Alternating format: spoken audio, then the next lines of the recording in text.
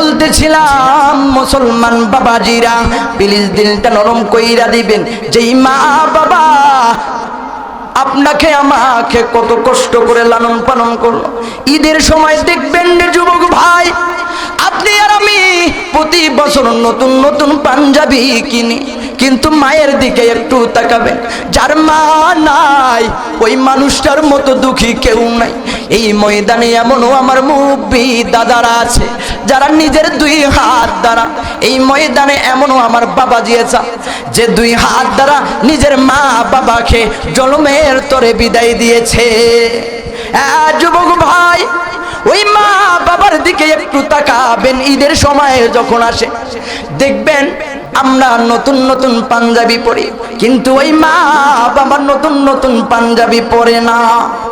একটা পাঞ্জাবি দিয়া দেখবেন বাবা ঈদ কাটাই দিছে 10 বছর, মা দেখবেন নতুন স্যান্ডেল কিনে না রে, সন্তানের কে টাকা দিবে, সন্তান টাকা চাইলো আম্মা টাকা লাগবে, সাথে সাথে টাকা দিয়া দেয়। কিন্তু ও মুসলমান, মায়ের দিকে তাকাবেন, দেখবেন ওই মা এক স্যান্ডেলে কতবার যে সেলাই দিছে তার জানা না। ও মুসলমান, ওই রহমাতুল লিল আলামিন তো মা বাবাকে কেমন ভালোবাসতে জানেননি? আপনার আমার নবীর মা, আপনারা হয়তো জানেন আপনার আমার প্রিয় নবী রহমাতুল লিল আলামিনের বাবা তো দুনিয়ায় থেকে চলে গেছে। আল্লাহর নবী যুবক ভাই, বাবাজিরা রে, এবার একটু প্লিজ দিলটা নরম কইরা দেন। দেখেন তো যার মা বাবা নাই কেমন কইরা কষ্ট হয়। আপনার আমার নবী বাবা নাই, যখন সন্ধ্যা বেলায় সকল বাচ্চারা খেলার পরে বাবা যখন আসে, আসার পরে প্রত্যেক বাবা সন্তানকে কোলে নেয়, কিন্তু আপনার আমার নবীর বাবা নাই। নবী আমার কান্না শুরু করে দিছে এক জায়গার মধ্যে। নবীর মা আমিনা আসছে, আসার পরে ছোট বাচ্চাদেরকে জিজ্ঞাসা করছে, ও বাবা আমার মোহাম্মদ রে দেখছো নি, আমার মোহাম্মদ কই? ছোট ছোট বাচ্চারা বলে ওই যে আপনার সন্তান কান্না করতেছে, মোহাম্মদ ওই যে গাছের গোড়া, ওই যে কান্না করে। দৌড়িয়া নবীর মা আমিনা যাওয়ার পর ডাক দিয়ে বলে, কিরে বাবা কেন কান্না কর, কেন তুই কান্না করছিস? নবী ডাক দিয়ে বলে, আম্মা গো আমার কি বাবা না, দেখো না কত বাচ্চা তার বাবার কোলের মধ্যে চললো সন্ধ্যাবেলা, মা আমার কি বাবা নাই? নবীরা মা বুকের মধ্যে জড়াইয়া কান্না শুরু করেছে, আরে বাবা মোহাম্মদ তোর বাবা নাই, তোর বাবা না। যুবক ভাই নরম কইরা দেন, আম্মা আপনার একটু প্লিজ দিলটা নরম কইরা দেন। নবীর আম্মা কান্না করছে আর বলছে, বাবারে তোর বাবা তো নাই। নবীজি ডাক দিয়ে বলে, আম্মা গো আমি আমার বাবার কবর দেখব। আমার বাবার কবর কোন জায়গায়?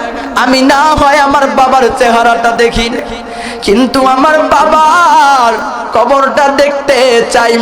এবার এই ঘটনা, এই কথা যখন বললেন, বলার পরে নবীর মা আমিনা দাদার কাছে বললেন, দেখেন আপনার নাতি নাকি তার বাবার কবর দেখার জন্য যাবে। নবীর দাদা বললেন, ঠিক আছে একজন দাসী নাও, আর তুমি আর আমার নাতিরে নিয়ে যাও, তার বাবার কবরটা দেখার জন্য যাও। এবার নবী আমার তার মা এবং একজন দাসী উম্মে আইমানকে সাথে নিয়ে বাবার কবর দেখতে যাচ্ছে, বাবার কবর দেখার জন্য যায়।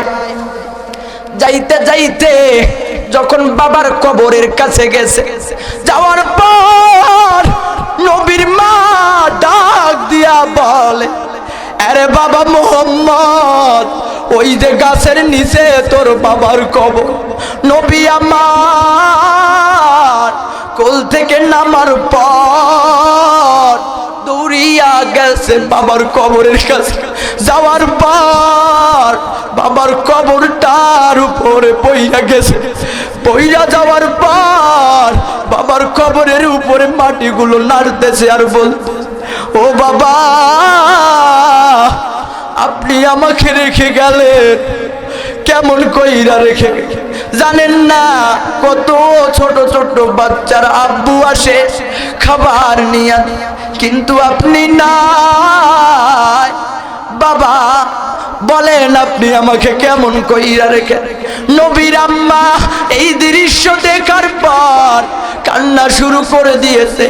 এইদিকে মহানরা ফেরেশতাদেরকে বলে, হ্যাঁ ফেরেশতার দল, আমার মোহাম্মদ রে, আমার প্রিয় বন্ধু রে ওঠা। তার কান্না আসমান সইতে পারে না, জমিনও সহ্য করতে পারে না। যদি এইরকম ভাবে কান্না করতে আরম্ভ করে তাহলে দুনিয়ায় আর ঠিক থাকবে না। এবার নবীজির মা দৌড়িয়া যাওয়ার পরে বাবার কবর থেকে নবীজিকে কোলে তুইলা নিলেন আর দুই ঠোঁটে চুমা দেওয়া শুরু করে দিলেন। চুমা দিচ্ছেন আর বলতেছেন, বাবারে তুই কান্না করিস না, তোর বাবা নাই কি হয়েছে? এ বাবা, তোকে আল্লাহ সম্মানী বানাইয়া দিবে। যখন এই কথা বলে ছোট্ট বাচ্চা কি আর বুঝে, আরো জোরে কান্না শুরু করছে। এবার দাসী উম্মে আইমান মা আমিনা সহ আসতেছে আসতেছে। হঠাৎ করে মা আমিনার পেটের ব্যথা আরম্ভ হইয়া গেল। মা আমিনা পেটের ব্যথার কারণে ছটফটাইতেছে, জমিনের মধ্যে ছটফটাইতেছে। নবীজি কান্না এখনো থামে নাই। এইদিকে মা আমিনা পেটের ব্যথার কারণে যখন ছটফটায় রে, এবার উম্মে আইমান দাসীকে ডাক দিয়া বলে, আরে উম্মে আইমান, আমার মোহাম্মদ রে দেইখা রাখো, মনে হয় আর আমি বাড়ি যাইতে পারবো না। মোহাম্মদ আমার সন্তান ছোটকালে বাবা হারাইলো, তার বাবার মুখও দেখতে পাইল না, মনে হয় আজ জন্ম দুঃখিনী মাকেও হারাইয়া বাড়ি ফিরবে। যখন নবী আমার মায়ের মুখ থেকে এই কথাগুলো শুনে, এই কথাগুলো শোনার পর নবী চাইয়া চাইয়া এমনি তো এতিম, আবার মায়ের কাছ থেকে যখন এই কথাগুলো শুনতেছে, নবী আমার মায়ের কাছ থেকে যখন এই কথাগুলো শুনে দৌড়ি আমার কোলের মধ্যে চড়ছে। মা আমিনা ছোট বাচ্চা মোহাম্মদের গালে চুমা খায় আর বলে, বাবা মোহাম্মদ আর বাড়িতে যাওয়া হবে না রে, আর মনে হয় তুই মা মা বলে ডাকতে পারবি না। নবী আমার কান্না শুরু করছে, কান্না শুরু করেছে। এইদিকে হঠাৎ করে জমিনের মধ্যে পইরা গেলেন ওই নবী মোহাম্মদ। ছোট বাচ্চা মায়ের বুকের মধ্যে মাকে চুম্মা খায় আর বলে, আম্মা আমার বাবাও চলে গেছে, আপনিও চলে যাবেন কেমন কইরা?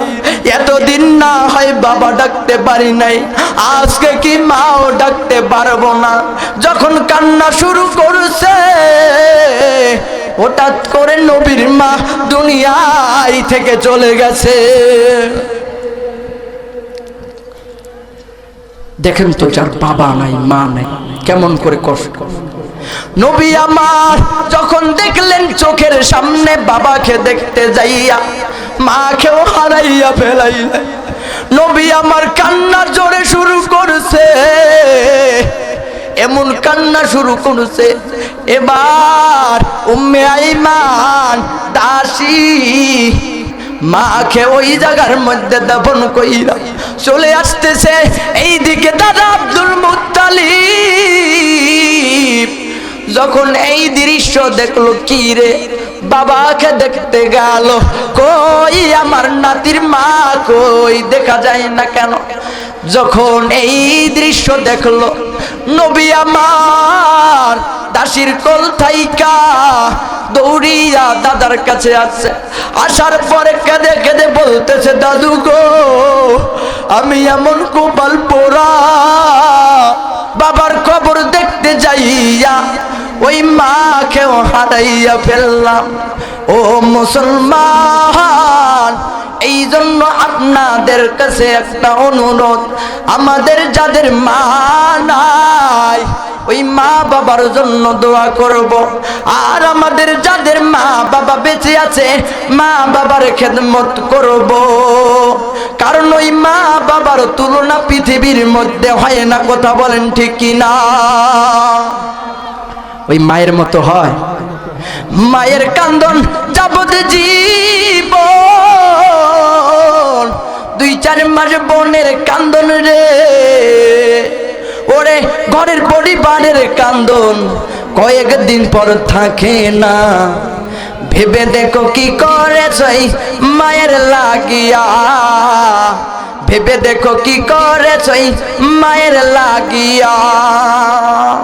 10 মাস 10 দিন মায়ে গর্ভ দিলেন ঠাই, রক্ত মাংস খাইয়া মায়ের ভবে আইলাম তাই। মায়ের প্রসব কালে বুক ভেসে যায় নয়ন জলে রে, ও মা সন্তানের লইয়া কোলে ভুলে প্রসব যন্ত্রণা। ভেবে দেখো কি করে সেই মায়ের লাগিয়া, ভেবে দেখো কি করে সেই মায়ের লাগিয়া।